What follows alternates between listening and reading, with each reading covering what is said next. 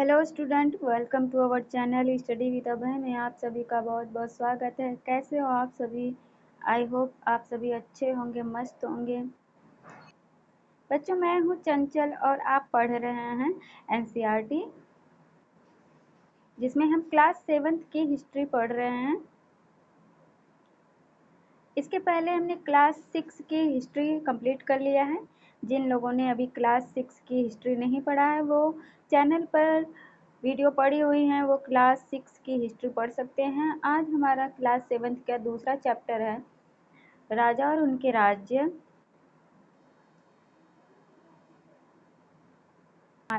आज के इस वीडियो में क्लास 7th की हिस्ट्री का दूसरा चैप्टर राजा और उनके राज्य।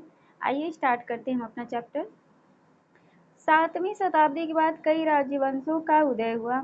मानचित्र 1 में उपमहाद्वीप के विभिन्न हिस्सों में 7वीं से 12वीं शताब्दी के बीच शासन करने वाले प्रमुख राजवंशों को दिखलाया गया है। बच्चों, ये है मानचित्र 1। इसमें 7वीं शताब्दी से लेकर 12वीं शताब्दी तक के सभी शासन जो प्रमुख राज्य थे उनको दिखाया गया है। 7वीं से लेकर 12वीं शताब्दी के प्रमुख राज्य। ये देखिए, कश्मीर, मुल्तान के अरब, और ये इंद्रप्रस्थ, कन्नौज, प्रयाग, चंदेल, बनारस, ये गुर्जर प्रतिहार और परमार, उत्कल जिसको हम आज उड़ीसा कहते हैं, कलिंग, गंगा, पूर्वी चालुक्य, वेंगी, और ये चोल राज्य हो गया, ये पांड्य, चेर जो कि आज का केरल है वही चेर था उस टाइम का, ये पांड्य जो कि कन्याकुमारी से लेकर तमिलनाडु का कुछ हिस्सा, और ये राष्ट्रकूट, मान्यखेत, ये पाल वंश का पहाड़पुर। ये सब पहले के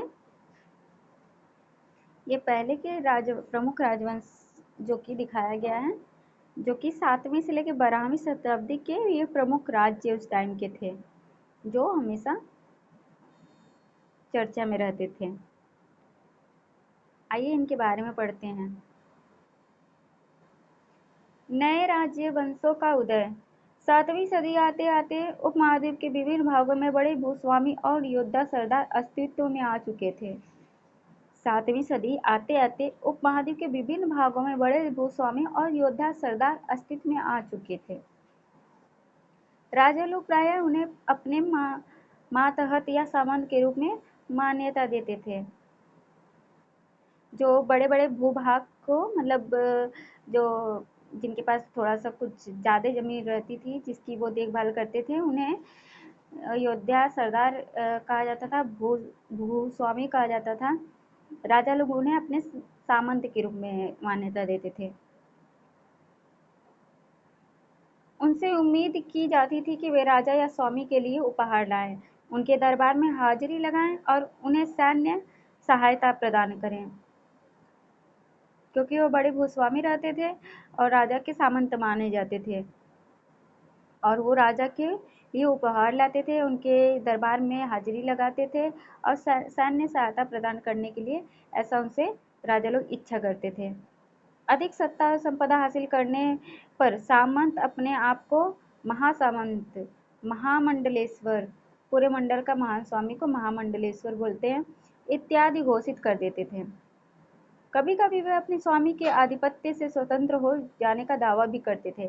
जो ऐसे सामंत के रूप में धीरे धीरे जीता था और धीरे धीरे वो अपने संपदा और संपत्ति को और अपनी सत्ता को धीरे धीरे ज़्यादा शक्तिशाली कर लेता था, तो उसे महासामंत, महामंडलेश्वर ऐसे बोला जाता था। उसके बाद कभी कभी क्या होता था, वो अपने स्वामी यानी जो वहाँ के राजा थे रहते थे, उनसे अपने को आपको स्वतंत्र कर लेते थे। वो अपने आप को ही राजा उस क्षेत्र का समझने लगते थे और वो वहाँ के राजा से कोई मतलब नहीं, स्वतंत्रता कर लेते थे। इस तरह का एक उदाहरण दक्कन में राष्ट्रकूटों का था। शुरुआत में वे कर्नाटक के चालुक्य राजाओं के अधीनस्थ थे। जो चालुक्य राजाओं के, जो कि कर्नाटक के थे, उनके अधीनस्थ थे कौन? राष्ट्रकूट। 8वीं सदी के मध्य में एक राष्ट्रकूट प्रधान दंती दुर्ग ने अपने चालुक्य स्वामी की अधीनता से इनकार कर दिया, उसे हराया और हिरण्यगर्भ, जिसका हिरण्यगर्भ का शाब्दिक अर्थ होता है बच्चों सोने का गर्भ, नामक अनुष्ठान किया। जब यह अनुष्ठान ब्राह्मणों की सहायता से संपन्न किया जाता था तो यह माना जाता था कि इससे याजक जन्मना क्षत्रिय न होते हुए भी क्षत्रिय के रूप में दोबारा क्षत्रियत्व प्राप्त कर लेगा।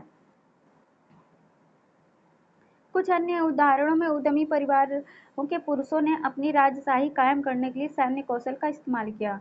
मिसाल के तौर पर जो कदम्ब थे, मर्यु शर्मण और गुर्जर प्रतिहार हरिश्चंद्र ब्राह्मण थे, जिन्होंने अपने परंपरागत पेशे को छोड़कर शस्त्र को अपना लिया और क्रमशः कर्नाटक और राजस्थान में अपना राज्य सफलतापूर्वक स्थापित किया। बच्चों ये चित्र देखिए,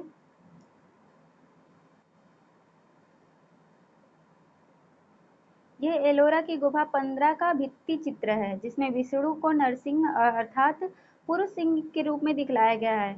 यह राष्ट्रकूट काल की कीर्ति है।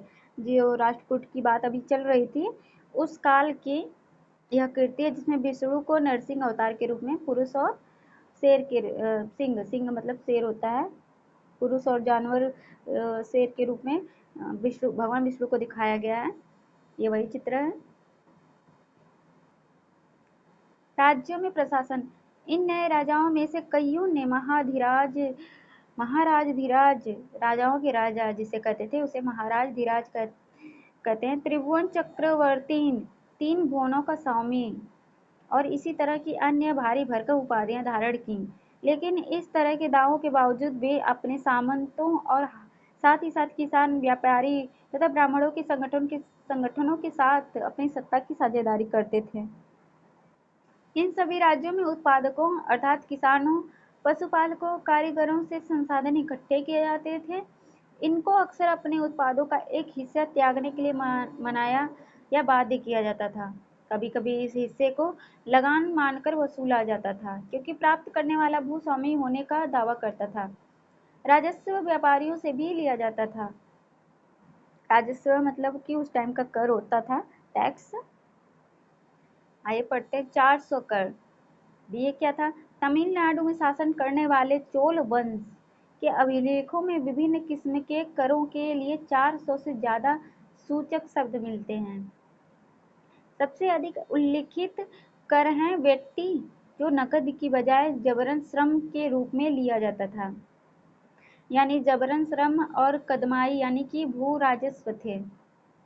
मकान पर छाजन डालने पर लगने वाले कर,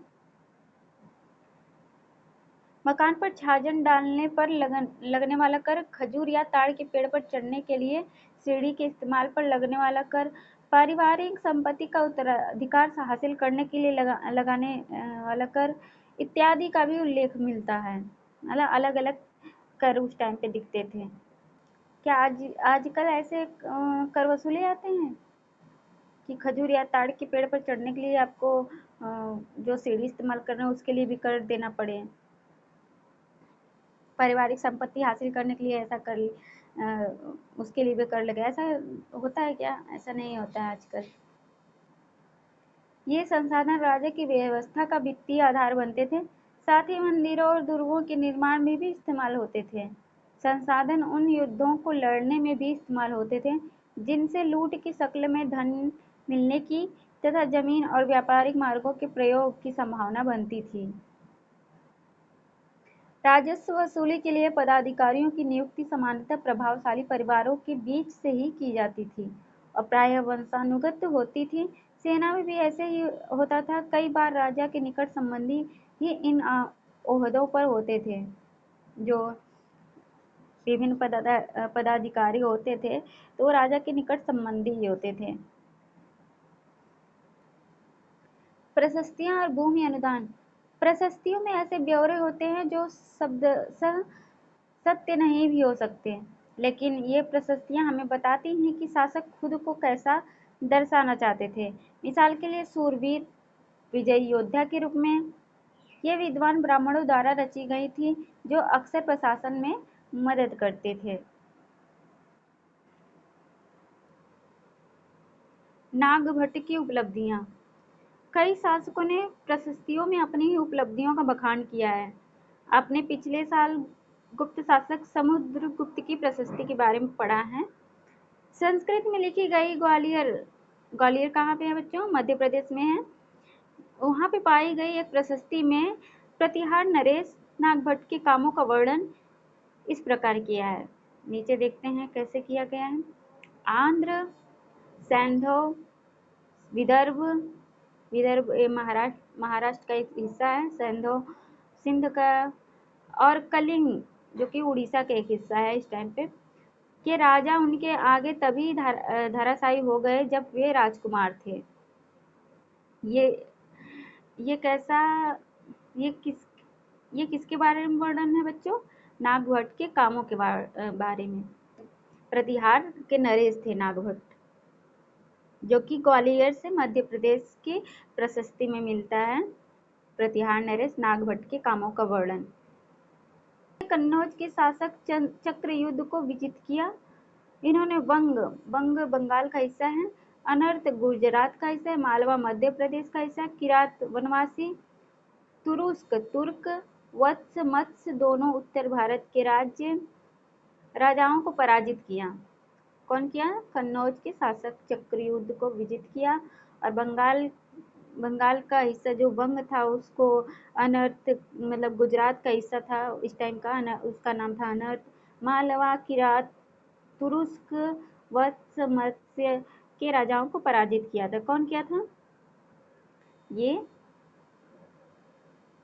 जो नागभट्ट था उसके बारे में लिखा गया है।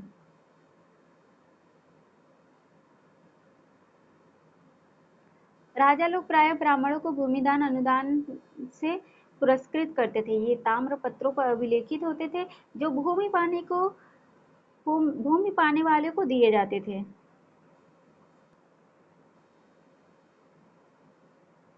ये क्या है? ये थोड़ा संस्कृत और थोड़ा तमिल में लिखा हुआ ताम्र पत्रों का एक संग्रह है, जिसमें 9वीं सदी में एक शासक के द्वारा दिए गए भूमि अनुदान का उल्लेख है। जिन कड़ियों से यह पत्र जुड़े हुए हैं उन पर राजसी मोहर लगी है, जो यह बतलाने के लिए कि यह प्रमाणिक दस्तावेज हैं।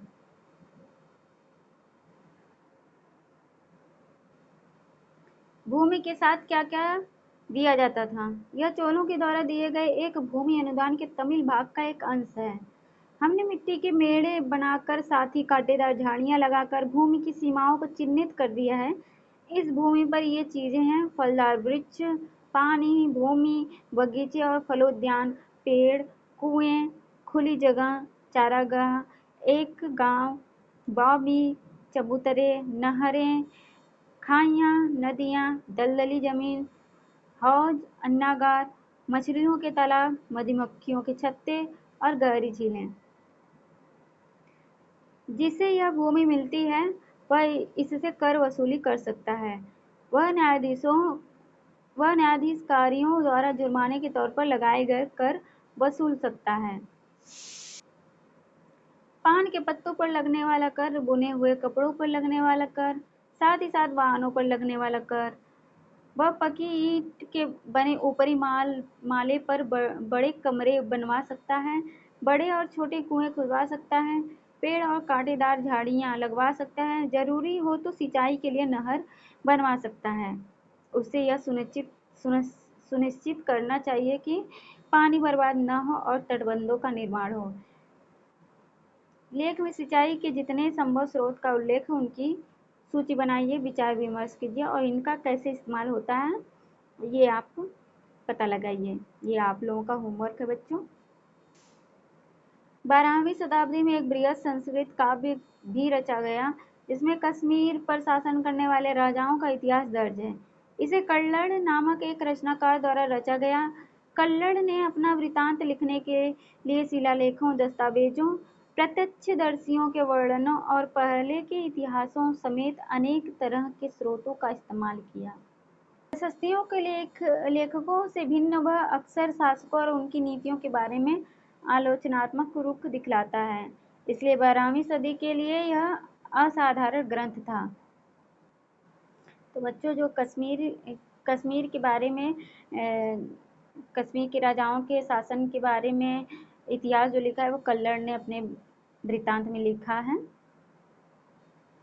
धन के लिए युद्ध। आपने यह गौर किया होगा कि इनमें से प्रत्येक शासक राजवंश का आधार कोई क्षेत्र विशेष था। वे दूसरे क्षेत्रों पर भी नियंत्रण करने का प्रयास करते थे। एक विशेष रूप से वांछनीय क्षेत्र था गंगा घाटी में कन्नौज नगर। गंगा घाटी जो कन्नौज जो कि आज के उत्तर प्रदेश में है, उसकी बात हो रही है।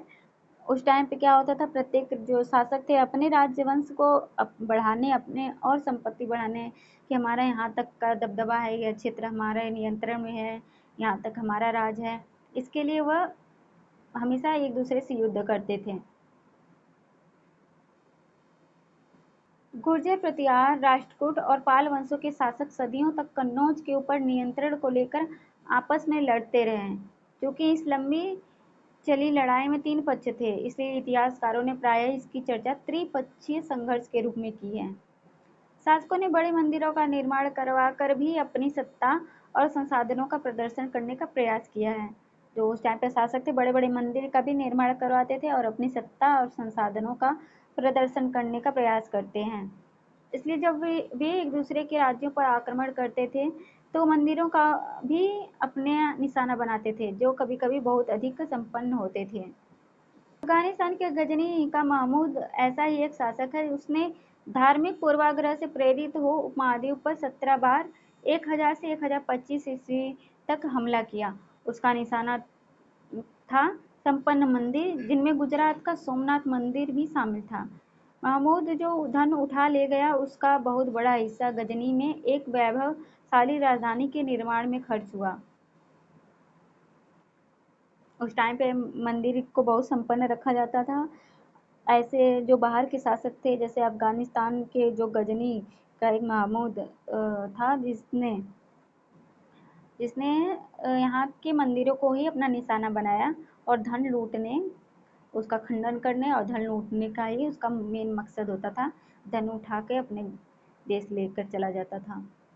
युद्ध करने वाले दूसरे राजाओं में चामान भी थे, जो बाद में चौहान के रूप में जाने गए।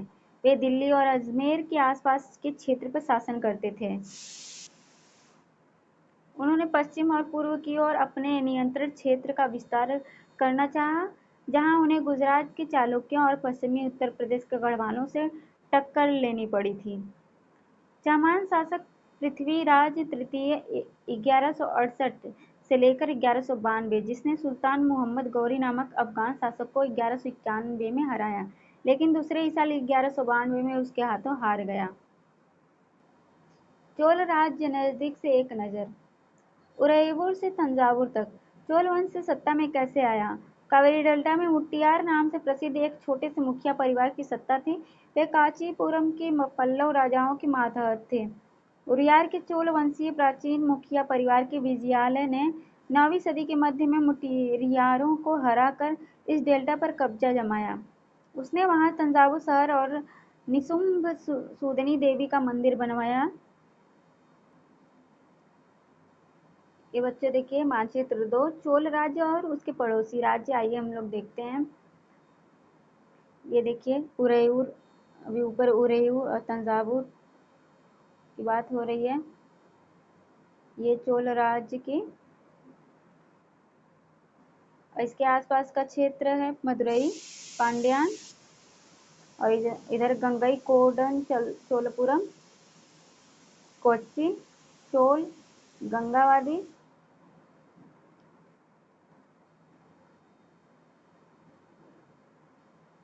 विजयालय के उत्तराधिकारियों ने पड़ोसी इलाकों को जीता और उसका राज्य अपने क्षेत्रफल तथा शक्ति दोनों रूपों में बढ़ाता गया। दक्षिण और उत्तर के पांड्यान और पल्लव के इलाके इस राज्य का हिस्सा बना लिए गए। राजराज प्रथम, जो सबसे शक्तिशाली चोल शासक माना जाता है, 985 में राजा बना और इसी ने इनमें से ज्यादातर क्षेत्रों पर अपने नियंत्रण का विस्तार किया। उसने साम्राज्य के प्रशासन का भी पुनर्गठन किया। राजराज के पुत्र राजेंद्र प्रथम ने उसकी नीतियों को जारी रखा और उसने गंगा घाटी, श्रीलंका तथा दक्षिण पूर्व एशिया के देशों पर हमला भी किया। इन अभियानों के लिए उसने एक जल सेना भी बनाई। भव्य मंदिर और कांस्य मूर्तिकला। राजराज और राजेंद्र प्रथम द्वारा बनवाए गए तंजावुर और गंगकोंडचोलपुरम के बड़े मंदिर स्थापत्य और मूर्तिकला की दृष्टि से एक चमत्कार हैं। ये जो राजेंद्र प्रथम और राजराज प्रथम जो कि चोल वंश के शासक हैं, इन्होंने बहुत ही भव्य मंदिर और कांस्य मूर्तिकला का बहुत ही अच्छा प्रदर्शन इनके शासनकाल में हुआ था बच्चों, जो कि एक चमत्कार की दृष्टि से देखा जाता है, जो कि आज भी हमारे यहाँ साउथ इंडिया में आप लोग जाएंगे तो वहाँ पे देख सकते हैं उस कला का प्रदर्शन को। ये देखिए यहाँ पे दिया गया है, ये मंदिर देखिए कैसे बनाया गया है।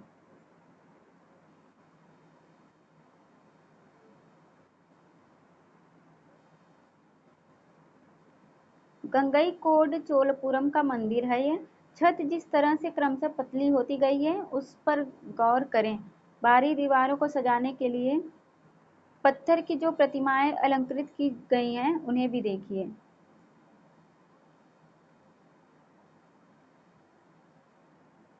ये देखिए पूरा मंदिर बहुत ही आकर्षक है। मंदिर बहुत ही अच्छा है, इसकी डिजाइन बहुत अच्छी की गई है, जो कि अपने आप में एक चमत्कार से कम नहीं है।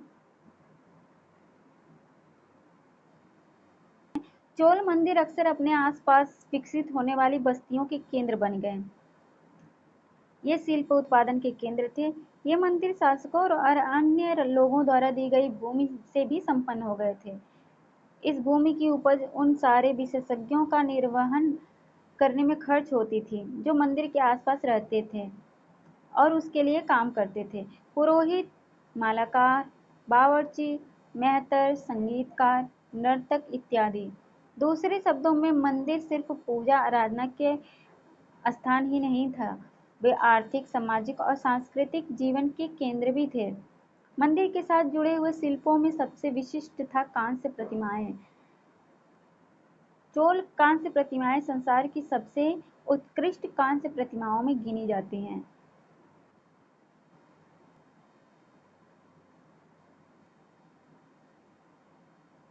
ज्यादातर प्रतिमाएं तो देवी देवताओं की ही होती थीं, लेकिन कुछ प्रतिमाएं भक्तों की भी बनाई गई थीं।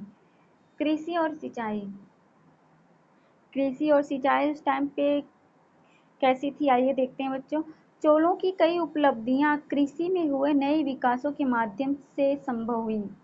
मानचित्र 2 देखिए, गौर कीजिए कि कावेरी नदी बंगाल की खाड़ी में मिलने से पहले कई छोटी छोटी शाखाओं में बट जाती हैं।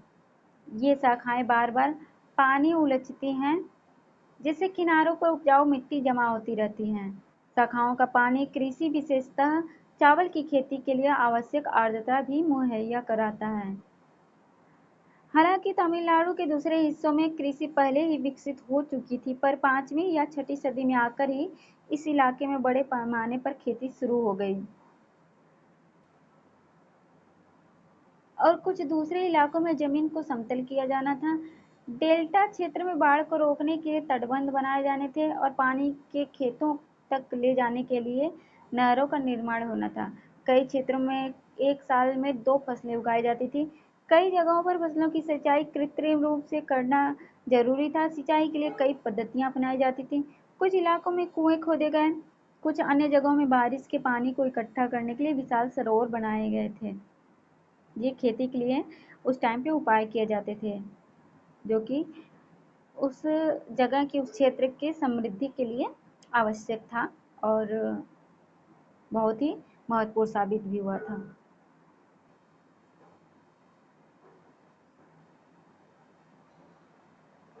सिंचाई के काम में योजना की जरूरत होती है, जैसे श्रम और संसाधन को व्यवस्थित करना, इन कामों की देख रेख करना और यह तय करना कि पानी का बंटवारा कैसे किया जाए। ज्यादातर नए शासकों, साथ ही साथ गांव में रहने वाले लोगों ने इन गतिविधियों में सक्रिय रूप से दिलचस्पी दिखलाई। इसे देखिए बच्चों, ये क्या है? ये 9वीं शताब्दी तमिलनाडु में का एक जल द्वार है। हौज से नदी की शाखाओं में पानी के प्रवाह को इसके जरिए नियंत्रित किया जाता था। इस पानी से खेत सींचे जाते थे। जल द्वार पारंपरिक रूप से एक लकड़ी या धातु बाधा है जो आमतौर पर पानी के स्तर को नियंत्रित और नदियों और नहरों में दर प्रवाह को संचालित करता है। शासन प्रशासन किस प्रकार संगठित था? किसानों की बस्तियां जो उर कहलाती थीं, सिंचित खेती के साथ बहुत समृद्ध हो गई थीं। इस तरह के गांवों के समूह को नाडु कहा जाता था। ग्राम परिषद और नाडु न्याय करने और कर वसूलने जैसे कई प्रशासकीय कार्य करते थे। धनी किसानों को केंद्रीय चोल सरकार की देख-रेख में नाडु के कामकाज में अच्छा खासा नियंत्रण हासिल था। उनमें से कई धनी भूस्वामी को चोल राजाओं ने सम्मान के रूप में मूवेंदुवेलन, 3 राजाओं को अपनी सेवाएं प्रदान करने वाले वेलन या किसान को मूवेंदुवेलन कहा जाता है। अरियार, जिसको प्रदान करते हैं, जैसी उपाधियां दी और उन्हें केंद्र में महत्वपूर्ण राजकीय पद सौंपे। भूमि के प्रकार। चोल अभिलेखों में भूमि के विभिन्न कोटियों का उल्लेख मिलता है। जैसे आइए देखते हैं बच्चों, जैसे वेलन बगाई, ये गैर ब्राह्मण किसान स्वामी की भूमि थी जिसे वेलन बगाई बोलते थे। आगे है ब्रह्मदेय, यह ब्राह्मण को उपहार में दी गई भूमि होती थी जिसे ब्रह्मदेय बोलते थे। और ये आगे है सालाभोग, जिसे किसी विद्यालय के रखरखाव के लिए जो भूमि दी जाती थी उसे सालाभोग बोलते थे। आगे देवदान तिरुनमट्टकनी, मंदिर के उपहार में दी गई भूमि जिसे देवदान या तिरुनमट्टकनी बोलते थे। पलिचंदम जैन संस्थानों को दान में दी गई भूमि को पलिचंदनम बोलते थे।